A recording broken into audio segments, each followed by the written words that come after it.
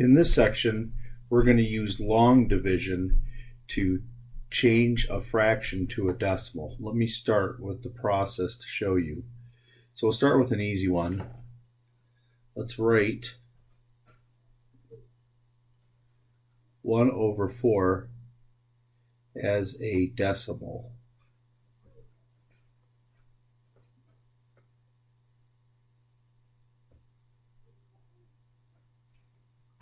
And basically all you do is this. Treat it as if you're doing 1.0 divided by 4. Then what you'll do is you'll put the 4 on the outside and the 1.0 on the inside. Be careful, of course, of your placement of the digits. Now let's take a look. 4 will not go into 1, but 4 will go into 10. Make sure you put your decimal right above the one you put underneath. 4 goes into 10 twice. 2 times 4 is 8, and then when I subtract, I get a 2. Now, since it's a decimal, I can add zeros onto the end of the number without any changes. 4 goes into 20 5 times. So our answer then is simply 0.25. Oh, I probably should have finished this off. This is what we're looking for. We know we are done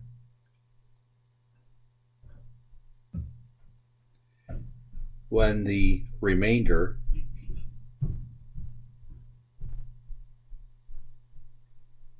is 0. So that's what we're going to be looking for, at least until we get some that repeat. Let's try another one. Write 5/16 as a decimal. And so the same thing as before, put the 16 on the outside, and then since we're doing a decimal, put 5.0 on the inside. I space my decimals out to make sure I line them up. Now let's do my multiplication. 16 does not go into 5, but it does go into 50 3 times. 3 times 16 is 48. Subtract, I get 2. Now I'm allowed to bring down a 0. 16 goes into 20 1 time. And I'm allowed to bring down a 0 again. 16 goes into 40 twice. And I'll bring down a 0 again. 16 goes into 85 times. And the remainder is 0. That's when we know we are absolutely for certain done.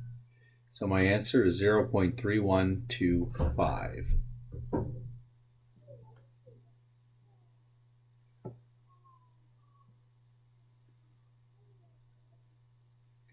Convert 9 1/8 to a decimal. Well, we already know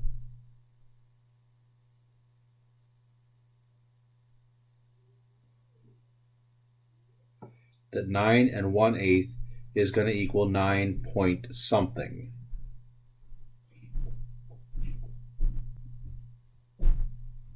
What that something is yet to be seen. I'll find out what that something is when I do 1 divided by 8.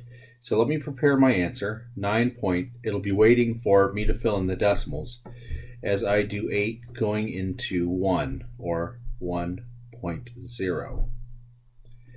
8 goes into 1.8 goes into 10 once.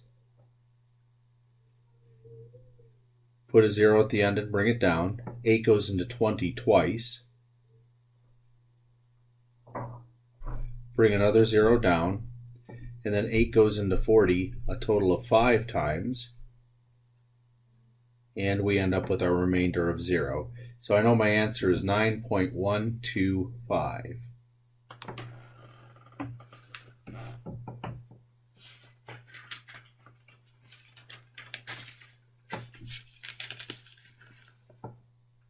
Now, so all of these had the same thing in common. All of the remainders eventually became 0. That's what we're looking for. That's when we know to stop. However, sometimes the remainder will not zero out. Look at this next example. Convert 2/3 to a decimal. And so you'll put the 3 on the outside, and on the inside, you'll put 2.0. And now let's see how many times 3 goes into that. Put my decimal in. 3 doesn't go into 2, but it does go into 20 a total of 6 times. 6 times 3 is 18. When I subtract and bring down a 0, I get 20 again. So I do another 6, 18, 2, 0, 0. And you can see this is going to go on forever. So what do we write for our answer? Just 0.6. But put a bar over the 6 to indicate that it is repeating.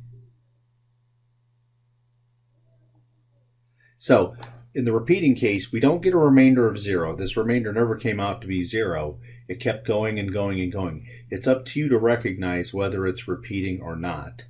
So let's do some examples in that vein.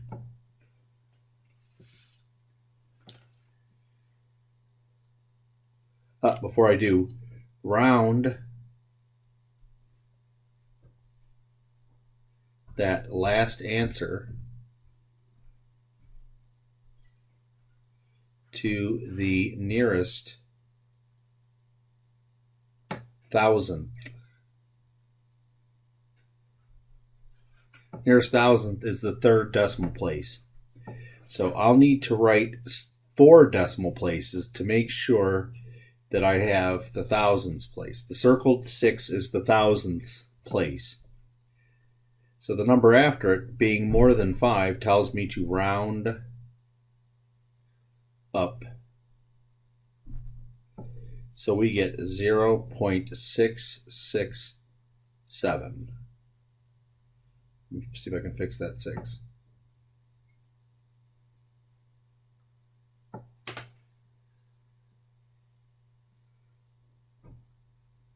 Write 8/15 as a decimal. So I'll go 15 into 8.0. Bring up my decimal. All right, 15 does not go into 8, but it does go into 80. I think 5 times. 5 times 15 is 75. 80 minus 75 is 5. Let me put a 0 at the end and then bring it down. 15 goes into 50 3 times. And the same thing happened again. I get a 50 again. So I'll get a 3. And hopefully you can see that this 3's are just going to go on forever, because I'll keep getting a 50 down here, and I'll keep multiplying by 3. So our answer then, since only the 3's are repeating, I put a bar, I guess a repeating bar, over top of just the 3. That indicates the 5 is not repeating, but the 3's after it are.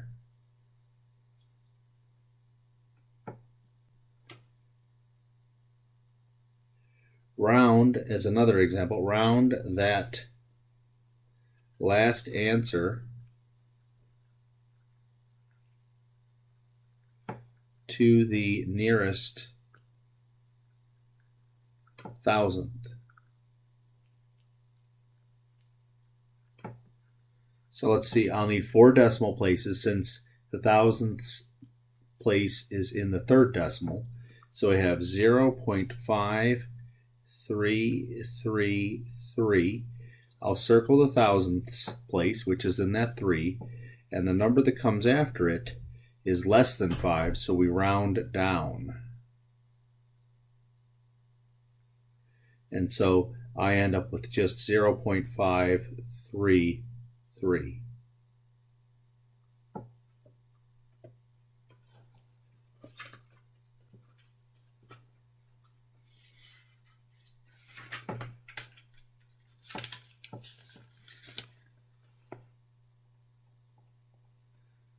write negative 10 over 11 as a decimal. Well, there's not really nothing different from the previous ones. Our answer just happens to be negative. So as I get ready to do my answer, let me put a minus sign waiting for it. I will do 11 going into 10.0. And let me bring the decimal up. Now 11 doesn't go into 10, but 11 does go into 100 9 times. 9 times 11 is 99. Subtract. I get a 1. All right, I'm allowed to bring down 1 0. Now you can't bring down zeros just to make it work out. We have to first test to see if 11 goes into 10. Does 11 go into 10? Well, it doesn't. However, we could say it goes in 0 times. And then that allows me to put another 0 and drop 1 down. Now 11 goes into 100 9 times, and I get 99. And I'll start bringing down a 0. 11 does not go into 10, or it goes into 10 0 times. Put another 0 at the end and bring it down. And 11 goes into 100 9 times. And you can see this process is just going to go on forever and ever and ever and ever. So for my answer, I'm going to get negative 0.90, and I'll put a bar over the 90, because if you look, 90 is repeating. You have 90, then 90, then 90 forever. So if I put a bar over just the 90, that means just that portion is repeating.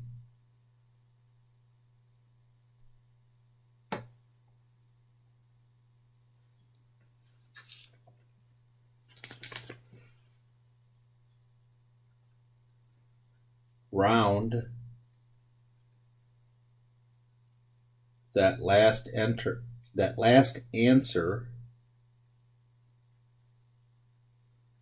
to the nearest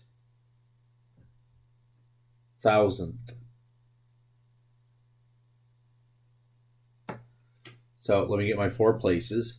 I have negative 0.9090. That's as far as I need to go. The digit in question is that 9. And the 0 after it tells us to round down. So we end up with negative 0.909.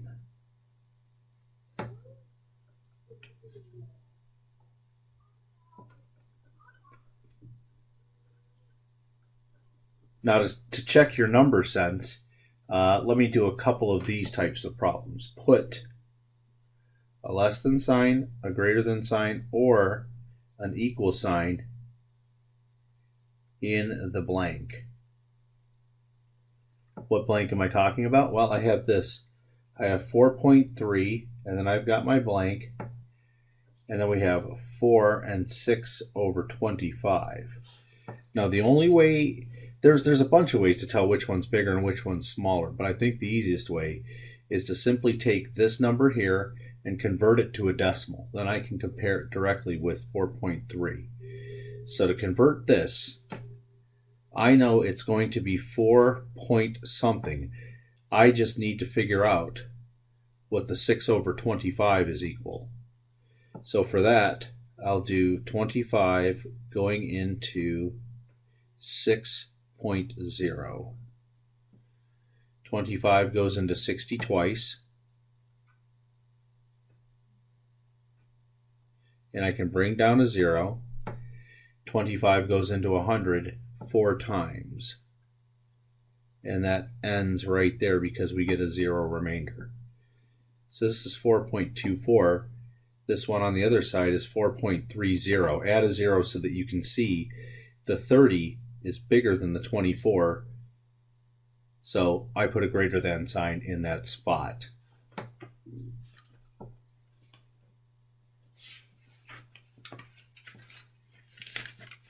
Let's do that again with another couple of numbers. So put a less than sign, a greater than sign, or equals in the blank. This time, what do we have? We have negative 0.15 versus negative 3 over 20. So let me get the decimal for the 3 over 20. I'm going to take 20 into 3.0. Notice the negative, I'll just throw that on at the end of this. I don't need to worry about it while I'm in the process of doing this division. So let's see, 20 will go into 30 one time. And then I can bring down a 0. And then 20 goes into 100 5 times. And since the remainder is 0, we're done. So I'm doing negative 0.15 on the right, but that matches this on the left. So the only thing that we can put in here is an equal sign.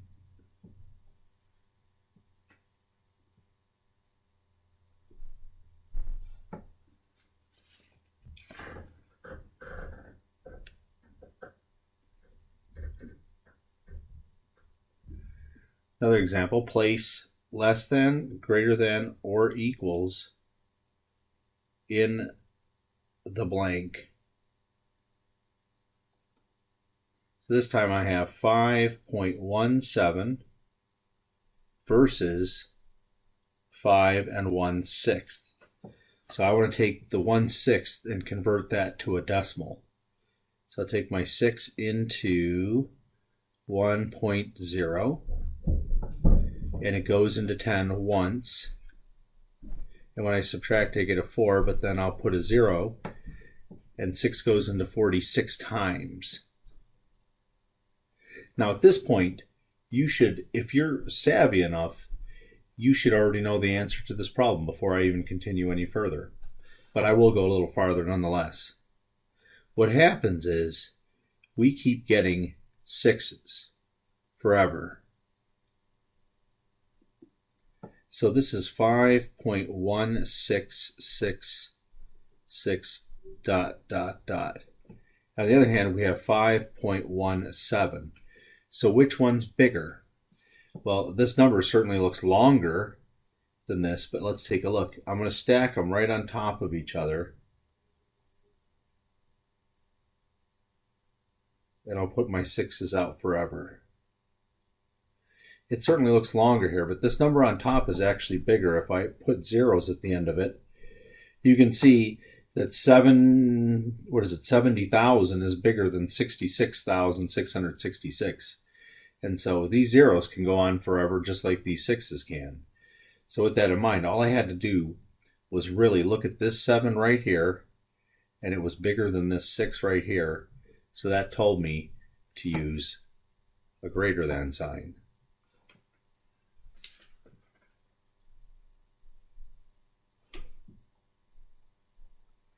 Next, arrange the numbers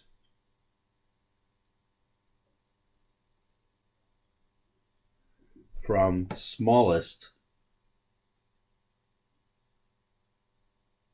to largest.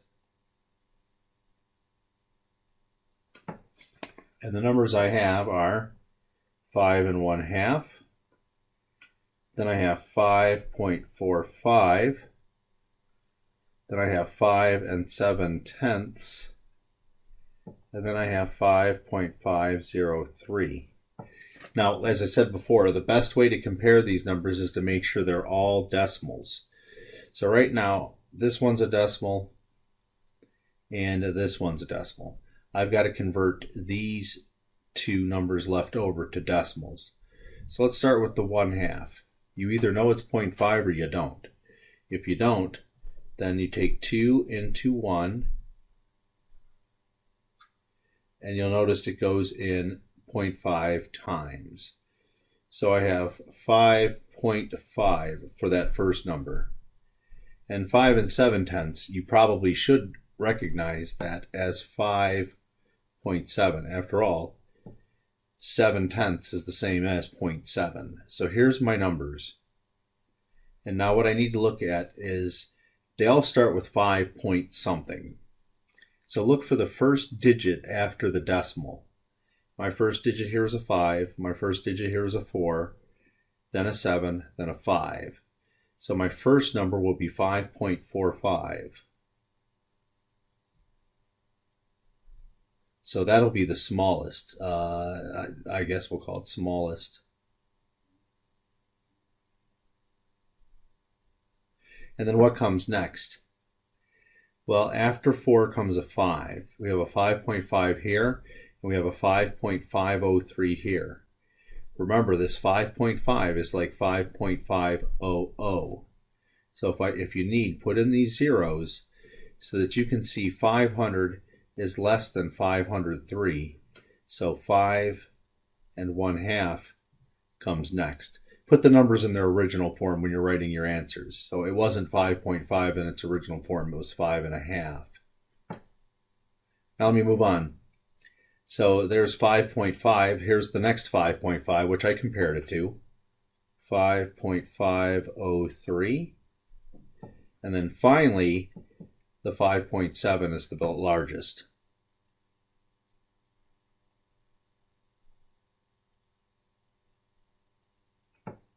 So the key to these is to write everything in terms of decimals and compare them that way.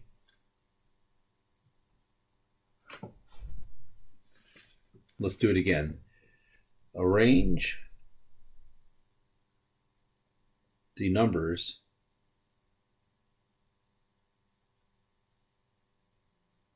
from smallest to largest. This time the numbers were given -23/24, comma, -15/16, comma, -0.958, comma, -97/100. Now, one of these numbers I can get directly. The -97/100 is -0.97. In fact, if you just say it in longhand, 0.97 is 97 hundredths. 7 is in the hundredths spot. So these other two numbers, I've got to get the decimals for them. So let's start with the 23/24.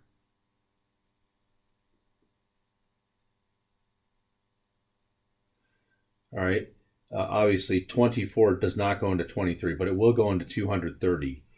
And I'm wondering just how many times it does. 9 times 24 is 216. So it goes into 9 times 216. And then subtract 1, 4. Let me increase this division bar and bring down a 0. 24 goes into 140 5 times. 5 times 24 is 120. And then I'll subtract 20, bring down another 0.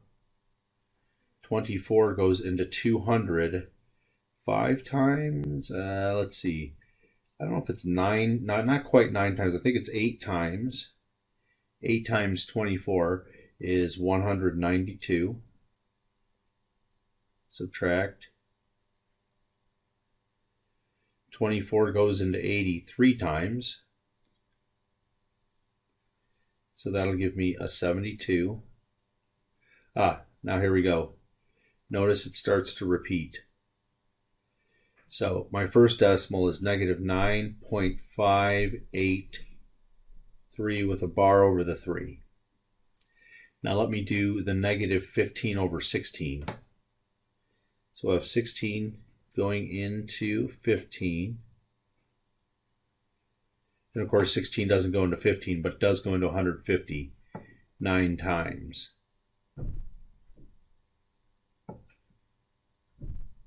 And then when you subtract, you get 6. Bring down a 0. 16 goes into 60 3 times.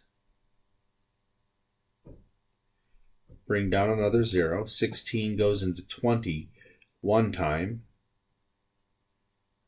bring down another 0. 16 goes into 40 twice,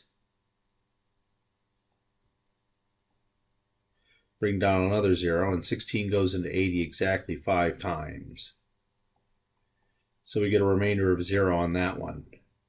Negative 9.3125. Now, before I organize these, well, let's go ahead and organize them.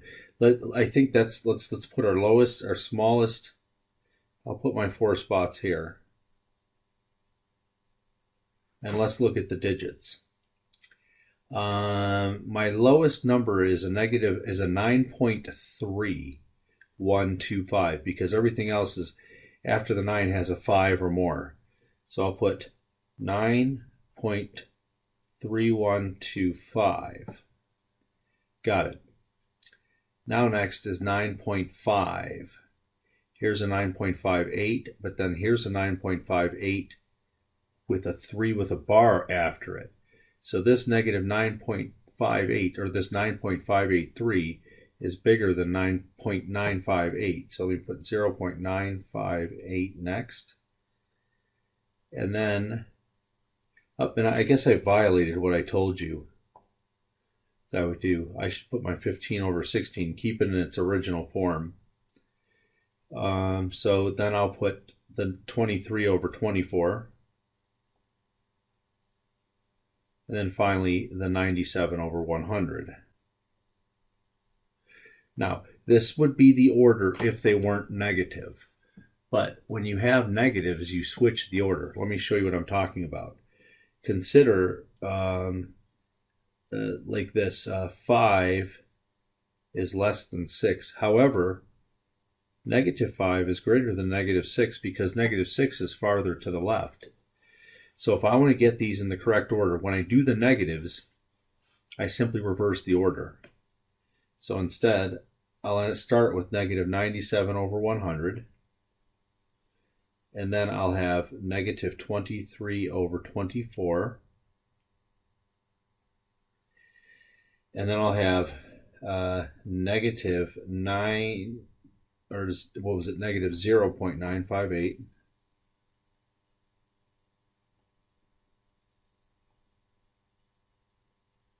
And last was negative 15 over 16. And that's all because the negatives reversed the order.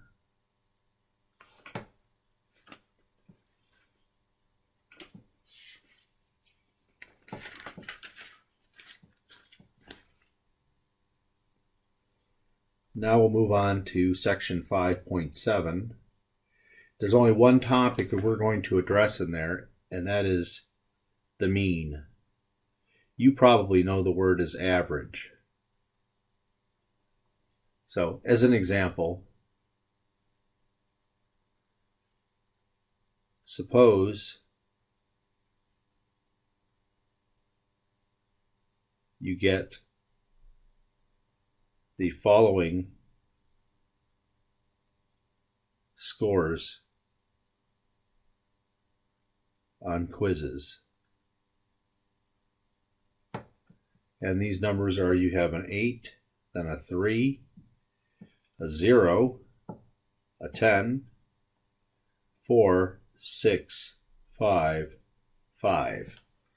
Now remember, the mean is the same as the average. So you probably know how to take the average of your scores. We'll write it as the mean, though. That seems to be what textbook authors like to use versus the average. So how does this work? You add up all the numbers you're given. So I'm going to take 8 plus 3 plus 0 plus 10 plus 4 plus 6 plus 5 plus 5, and I'm going to divide that by the number of these items. So if you look, there's 1, 2, 3, 4, 5, 6, 7, 8. So you'll have an 8 underneath. Now let me go ahead and add up my numbers. I'll have 11, 21, 25, 31, 41. 41 over 8. That's the answer. You could, if I asked you to do nothing more, you could leave your answer like that. But if I want you to convert to a decimal, you simply do long division. 8 goes into 41.0. Well, 8 actually does go into 41 5 times. And 8 does go into 10 once. Let's bring down to 0. 8 goes into 20 twice.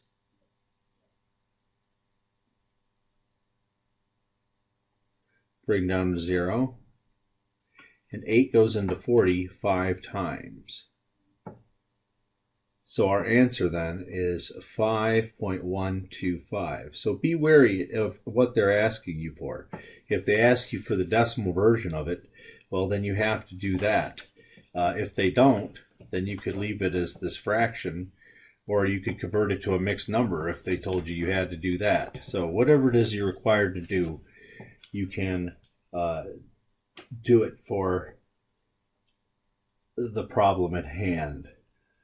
Let me give a definition, although I'm not sure that this definition will be very instructive to you. If we have numbers, let me call them x1, x2, x3, and they'll go on up to x sum n. I don't know what the n is. The mean equals, it's the sum of those numbers. 3 dots just means I don't know how many are in the list. But I do know there's n of them, whatever that number is. So another way to look at it is the sum of all the numbers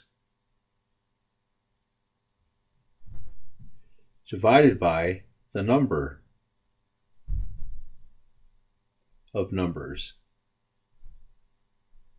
So in our last problem then, let me go ahead and do that. I did convert to the decimal at the end, but what we did is we took the sum of all of these numbers, there it is, and then we divided by the number of them, which was a total of 8. And that's how we've got our answer.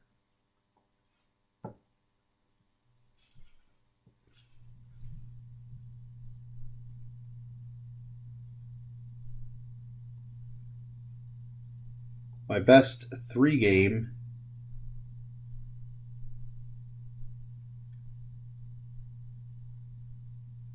bowling scores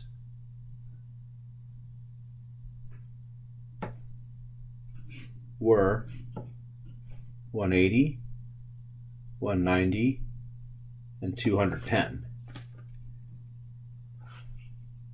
What is the mean?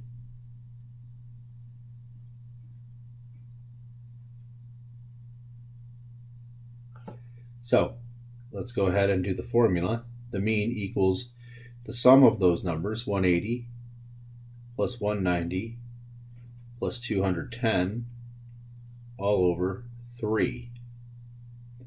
And now when I add them up, I get, let's see, 180 plus 190 is 370, total of 580. So this is, of course, one answer, but should I want to convert it to a decimal,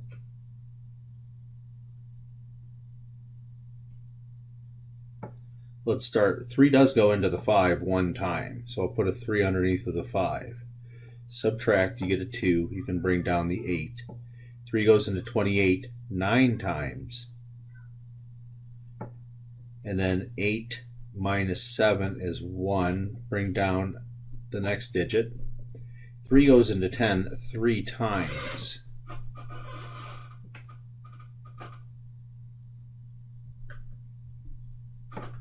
And it looks like the same thing again.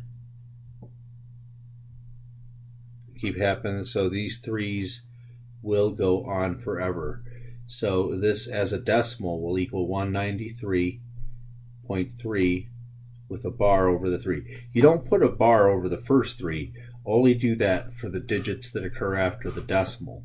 So either one of these would be correct, just depends on how you're asked to write your answer.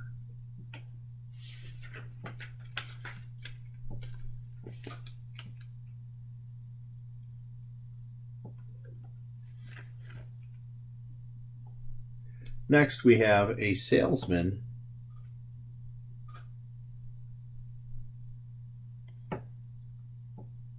earned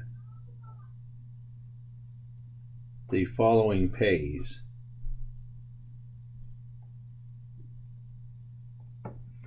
So he was paid, he started with 312.70. That may be for 1 week, I don't know. Then we have 1,596. That apparently was a good week. Then we have 3450. That apparently was a very bad week. So, well, that's what sales are. You know, you have good weeks and you have bad weeks, and hopefully they average out all right. The next pay, he got 568.20. And then the last pay was a measly $1. So what was his mean? What was the mean pay? Well, let's go ahead and compute. So we're going to have 312.70 plus 1596 plus 3450 plus 568.20 plus 1 all over. How many pays did we have total? We had 1, 2, 3, 4, 5. So I'm going to divide this whole thing by 5. Now to add these numbers up, the best recommendation is to line up the decimals. 1596.00, 34.50. And don't do like I'm doing here and smashing it off to the side. I think I'm headed for trouble if I do something like that. But I just wanted to make sure all my decimals were lined up. And pretty good. So the last column is just a 0. The next column we have 7 and 5 is 12, plus 2 more is 14. That of course will cause a carryover condition. We have 1 plus 2 is 3. Plus 6 is 9, plus 4 is 13, plus 8 is 21, 22. So I'll carry a 2. Then for this column I have 2 plus 1 is 3, plus 9 is 12, plus 3 is 15, plus 6 is 21, another 1. Put a 2 up there. 2 plus 3 is 5, plus 5 is 10, plus 5 is 15, so I'll have a 5 and then a 1. And do I have space over here? Let me see if I got space for this.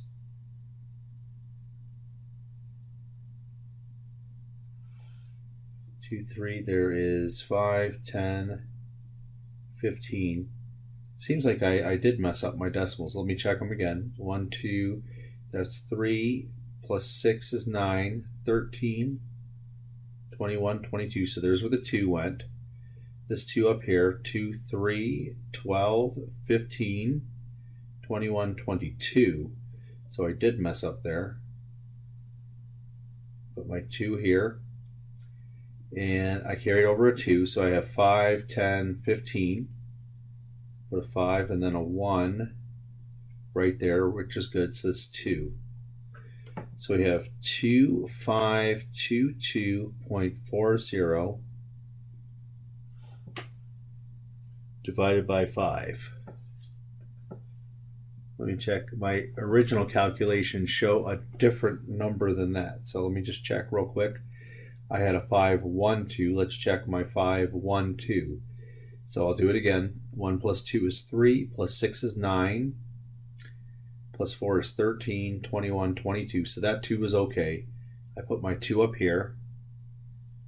2 plus 1 is 3, plus 9 is 12, 15, 21, 22. It certainly looks like this is correct unless I have a number out of place somewhere, and it does not look like it. I think right here, look at this. Do you see this? Look at that little devil. That was a 1 and then a 2. Huh. What do you know? Somehow I put an 11 in that spot instead of a 1. Well, anyways, we're going to do long division here. If I want to get, I do want to get a decimal for this. So 5 is going to be divided into 2512.40. And let's start it off. 5 goes into 25 5 times. Subtract, and I'll get 0, but then I'll bring down a 1. Now 5 doesn't go into 1. 5 goes into 1 0 times. So bring down the 2 now. 5 goes into 12 twice. Bring down the next digit, which is a 4. 5 goes into 24 4 times.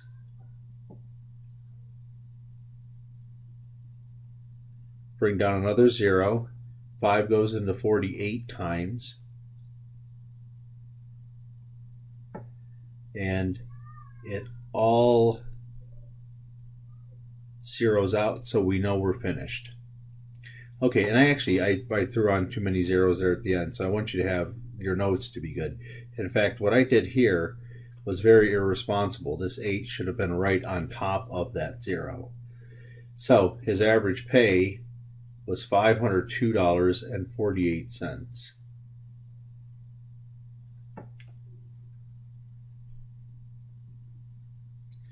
One last example.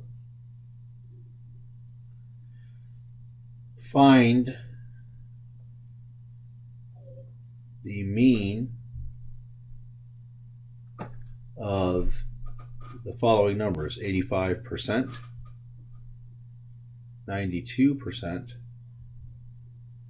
81%, 87%.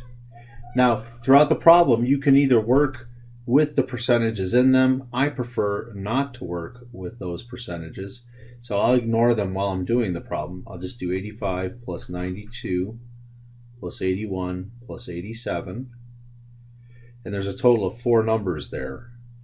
So let me add up these numbers: 85, 92, 81, 87. So for my right column, I have 7, 8, 15. And then for my left column, I have 9, 18, 26, 34. So I have 345 divided by 4. And that would normally be considered a correct answer unless you were told to change it to a decimal, which I would for a problem like this. So we're going to take 4 into 345, and I'll put it decimals in case I'm going to need them. So let's start here. 4 goes into 34 8 times.